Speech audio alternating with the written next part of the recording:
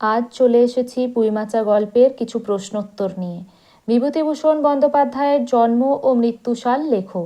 জন্ম 1894 খ্রিস্টাব্দের 12 সেপ্টেম্বর উত্তর 24 পরগনার বনগাঁর মুরাতিপুর গ্রামে।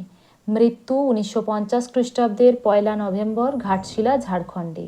পুঁইমাচা গল্পটি কবে কোন পত্রিকায় প্রথম প্রকাশিত হয়েছিল? প্রবাসী পত্রিকায় 1331 বঙ্গাব্দের মাঘ সংখ্যায় প্রকাশিত হয়েছিল। পুঁইমাচা গল্পটি কোন গল্পগ্রন্থের অন্তর্গত? বিভূতিভূষণের প্রথম গল্পগ্রন্থ মেঘমল্লার গল্পগ্রন্থের অন্তর্গত। সহায়হরি চাটুর্যের স্ত্রীর নাম কি? অন্নপূর্ণা। সহায়হরির বড় মেয়ের নাম কি? খেন্তি।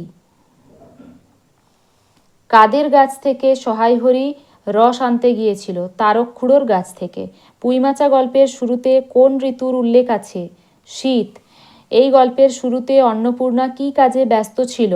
ঝাঁটার কাঠি দিয়ে নারকেল তেলের বোতল থেকে জমে যাওয়া তেল বের করে চুলে লাগাচ্ছিলেন। স্ত্রীর শান্ত স্বরে সহায়হরির মনের অবস্থা কী হয়েছিল? মনে ভীতির সঞ্চার হলো।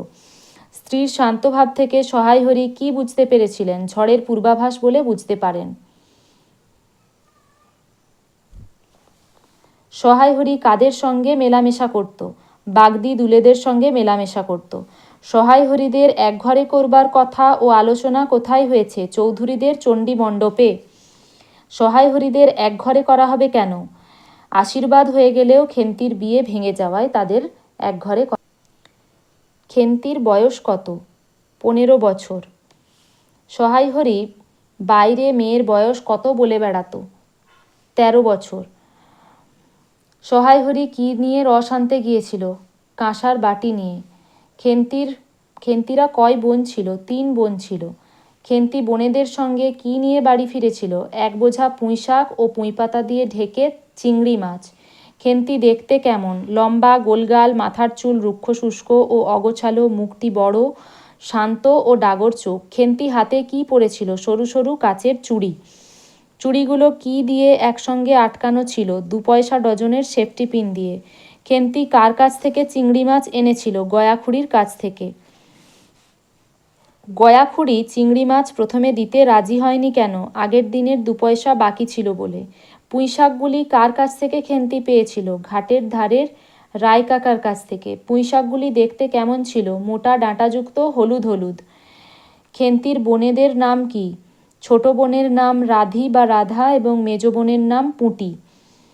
অন্নপূর্ণা পুঁইশাক কোথায় ফেলে আসতে বলেছিল? খিড়কির পুকুরের ধারে। খেন্তি কি খেতে ভালোবাসে? পুঁইশাকের চচ্চড়ি। পুঁইশাক রান্না করার সময় অন্নপূর্ণার কোন দিনের কথা মনে পড়েছিল? গতবার অরন্ধনের আগের দিনের কথা। অন্নপূর্ণার কোন কথা মনে পড়েছিল? খেন্তি আবদার করেছিল পুঁইশাক রান্নার সময় অর্ধেকগুলো তার, বাকি অর্ধেক সকলের। অন্নপূর্ণা চোখের জল লুকাতে কী করেছিল? চালের বাতায় গুঁজে রাখা ডালা থেকে শুকনো লঙ্কা পেড়েছিল।